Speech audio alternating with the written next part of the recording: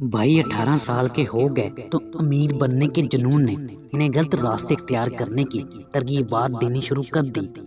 فقیروں کے آستانوں پر جانے لگے، جادو گنڈوں کے چکروں میں وقت ضائع کرنے لگے، وہاں سے مایوس ہو کر خود کتابیں خرید کر وظائف پڑھنے لگے۔ جب اس سے بھی کچھ حاصل نہ ہوا تو غلط قسم کے دوستوں میں اٹھنے بیٹھنے لگے۔ مجھ سے وہ کچھ نہیں چھپاتے تھے، ہر تجربے سے پہلے وہ پرجوش ہو کر کہتے تھے، اب تم دیکھنا نسیم، گھر میں دولت کی ریل پیل ہو جائے گی۔ کیمیا گیری کے نسخوں کی تلاش میں بھی انہیں خاصی خاک چھانی، پھر کچھ ہاتھ نہ آیا۔ ان کی باتیں سن کر میری طبیعت میں گھبراہٹ پیدا ہونے لگی تھی، خاص طور پر جب وہ اسمگلر کے گروپ میں شامل ہو جانے کی باتیں کرتے۔ خدا کا شکر ہے کہ انہیں کوئی ایسا گروپ نہیں مل سکا، ورنہ وہ امیر ہونے کے جنون میں وہ بھی جوائن کر لیتے۔ پھر وہ کسی ایسے شخص سے جا ٹکرائے جس نے انہیں ٹیلی پیتھی سیکھنے پر راغب کیا، اور اس مضمون کی ڈھیروں کتابیں ان کے کمرے میں دکھائی دینے لگی۔ وہ اپنے ہمذات کو قابو کرنے کے وظائف پڑھنے لگ گئے، ساری رات جاگتے اور عجیب حرکتیں کرتے، صرف جانگیاں پہن کر آئینے کے سامنے کھڑے ہو کر گھنٹوں وظیفے پڑھتے رہتے تھے۔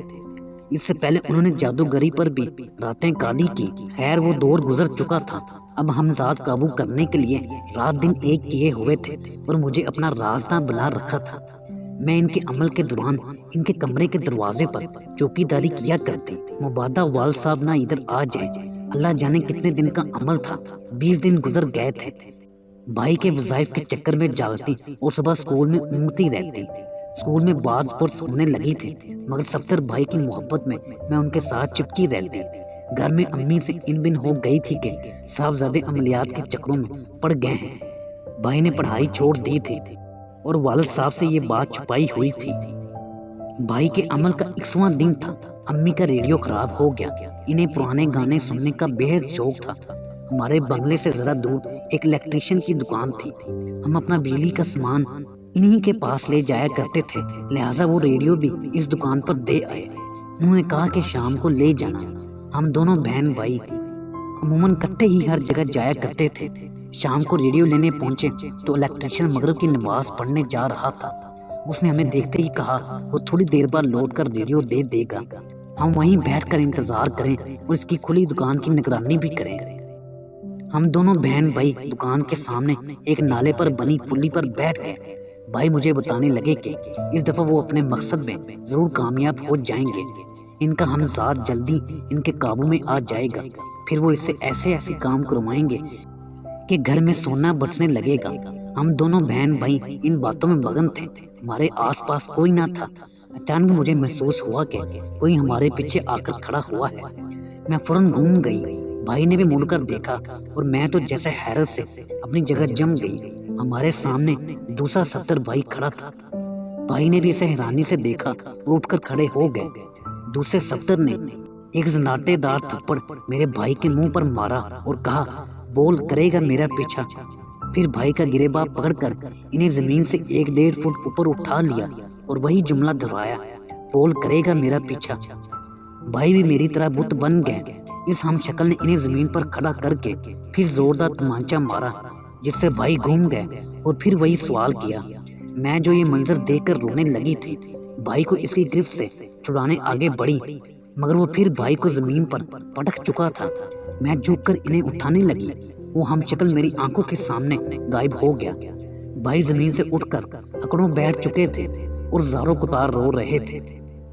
میں نے ان کی حالت دیکھی تو خود بھی رونے لگی۔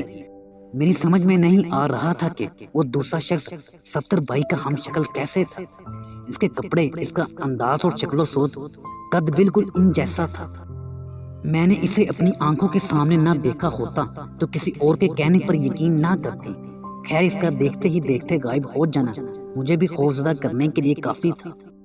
صفدر بھائی نے خود کو کمرے میں قید کر لیا تھا، کسی سے ملتے بھی نہیں تھے، بات تو درکنار آنکھ اٹھا کر بھی نہیں دیکھتے تھے، کھانا پینا تقریباً چھوڑ دیا تھا۔ امی کے اصرار پر چند لقمے کھاتے اور باقی کا کھانا جوں کا توں واپس بھیج دیتے، جس کی وجہ سے صحت دن بدن گرتی چلی جا رہی تھی۔ والد صاحب کو ان کی بیماری کا علم ہو گیا۔ ماموں نے مجھے بلا کر ساری تفصیل پوچھی، مگر انہیں میری بات کا یقین نہیں آیا۔ کہنے لگے، تم دونوں نفسیاتی ہو گئے ہو، ایسے کیسے ہو سکتا ہے کہ دو صفدر آمنے سامنے کھڑے ہوں اور ایک صفدر دوسرے کو مار رہا ہو؟ مجھے تمہارا بھی علاج کروانا پڑے گا۔ میں نے قسمیں کھائیں کہ میں سچ بول رہی ہوں، اور وہ شخص نہ صرف بھائی صفدر کی دوسری کاپی تھا بلکہ وہ میرے سامنے کھڑا کھڑا غائب بھی ہو گیا تھا۔ ماموں نے اسے ہماری ذہنی اختراع سمجھ کر نظر انداز کر دیا۔ بھائی کو بہلا پھسلا کر وہ سائیکاٹرسٹ کے پاس لے گئے، جس نے کئی نشستیں کی مگر صفدر بھائی کی خاموشی نہ توڑ سکے۔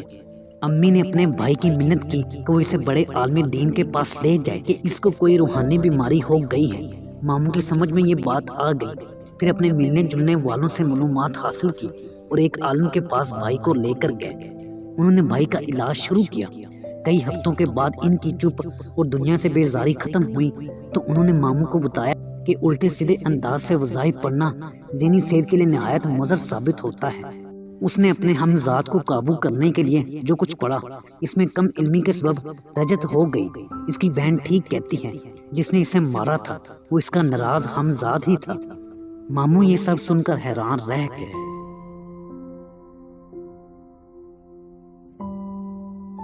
ہماری آج کی ویڈیو یہیں تک تھی۔